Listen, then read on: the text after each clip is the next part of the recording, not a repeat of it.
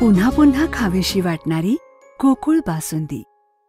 राधानगरी धरण क्षेत्रात पावसाचा जोर वाढल्याने पाण्याची पातळी पहिल्यांदा जुलै महिन्यात 7 स्वयंचलित दरवाजापर्यंत पाणी पोहोचले आहे।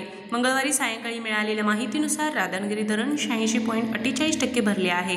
राधानगरी धरणात 7.23 TMC पाणीसाठा आहे। पाणी पातळी 341.40 इतकी आहे। धरणातून पॉवर हाऊसमधून 1600 क्युसेक तर सेवाद्वारमधून 1500 क्युसेक असा एकूण 3100 क्युसेक पाण्याचा विसर्ग भोगावती नदीपात्रात सुरू आहे। तसेच पावसाचा जोर वाढल्यामुळे भोगावती नदीपात्रातील पाणी पात्राबाहेर पडले आहे। RK न्यूज प्रतिनिधी राशिवडे। फ्रीजमधून श्रीखंड काढ ना। आम्ही पूर्वी घरीच बनवायचो श्रीखंड, त्याची चवच वेगळी होती। आता काय सगळं रेडीमेड। आजी, हे श्रीखंड खाऊन बघ। आज तुझ्या आईनं घरीच बनवलं की काय? हे आहे गोकुळचं श्रीखंड। अगदी जिभेवर रेंगाळणार। जिभेवरच नाही तर मनावरही रेंगाळणार। गोकुळ श्रीखंड, मनावर रेंगाळणार।